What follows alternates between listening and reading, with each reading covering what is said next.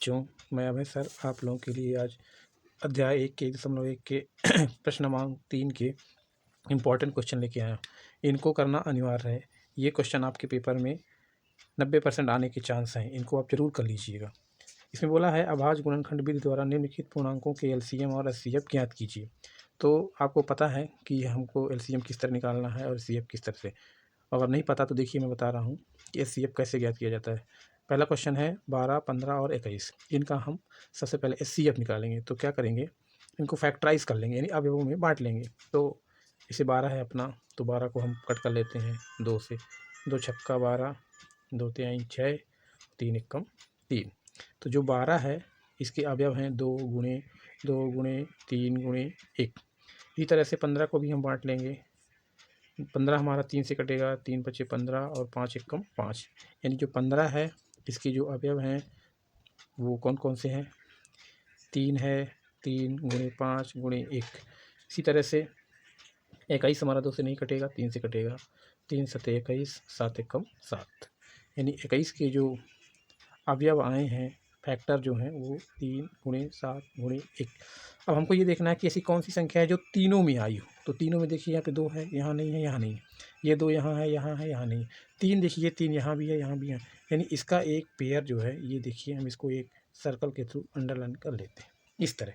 तो देखिए 3 है और इधर 1 भी हमारा जो है वो तीनों में आया हुआ। तो इन पेयर्स में से, इस जोड़े में से एक 3 हम बाहर निकालेंगे और 1 को निकालेंगे जिसका जिसका जोड़ा बना है। तो यहाँ लिखेंगे एचसीएफ, इनका गुणा कर देंगे, 3 एकम 3, यानी कि हमारा जो एचसीएफ है वो 3 हो गया। इसी तरह से हम अब यहाँ से एलसीएम निकाल सकते हैं। जिनका जोड़ा बना है उनको हम पहले लिख लेते हैं। जिनका जोड़ा बना उनमें से एक संख्या को निकाल लेंगे बाहर, और जिनका नहीं बना उनको भी हम गुणे के रूप में लिखेंगे।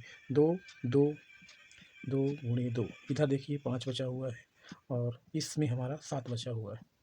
गुणा कर लीजिए, 3 दूनी 6, दूनी 12, 12 पंचे 60 और 60 गुणे 7, 0 सक्षम 42, यानी कि 420। तो ये अभाज्य गुणनखंड विधि है। इस विधि को हम अभाज्य गुणनखंड विधि कहते हैं। तो यहाँ हमारा एचसीएफ 3 है और एचसीएम 420। इसका अगला सवाल जो है, जो मोस्ट है, इसको आप लोग नोट डाउन कर लीजिए, इसको सब्सक्राइब कर दीजिएगा। अगला सवाल मैं आप लोगों को बता रहा हूँ, जो इसका तीसरा सवाल है वो मोस्ट है, उसको भी आप लोग कर लीजिएगा।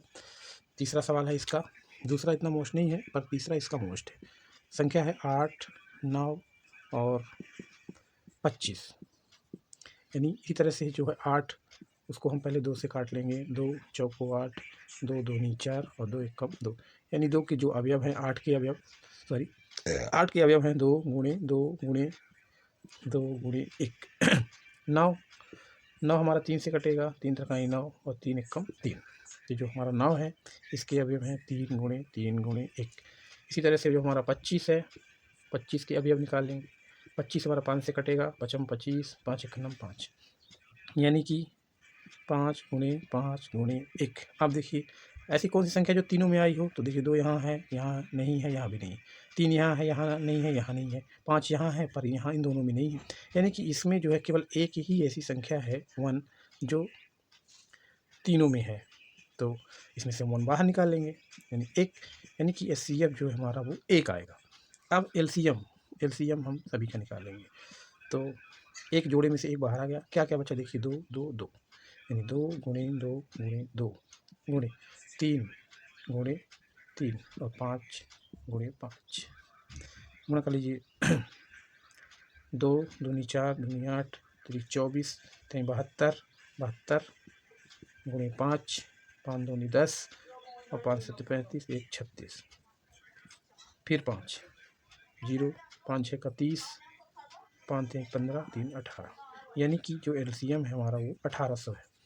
तो बच्चों आपने देखा किस तरह से हम इन्हीं में से एचसीएफ निकाल सकते हैं और एलसीएम। सबसे पहले आपको क्या करना है, इन संख्याओं को फैक्टर के रूप में बांट लेना है और उसके बाद जो है जो संख्या तीनों में रहेगी उसको हम जोड़ा बना के एक संख्या बाहर लिख लेंगे, और जो दूसरा मान लीजिए जिससे संख्या है उसका भी जोड़ा बना के गुणा करके उसको बाहर लिखते जाएंगे, वही हमारा एचसीएफ हो जाएगा। और एलसीएम जो हमारा एचसीएफ में नंबर आए उनको पहले लिख लेना है, फिर जो बच रहे हैं जिनका पेयर नहीं बन उन सबको हम मल्टीप्लाई के रूप में लिखेंगे और जो आएगा हमारा वो एलसीएम कहलाएगा।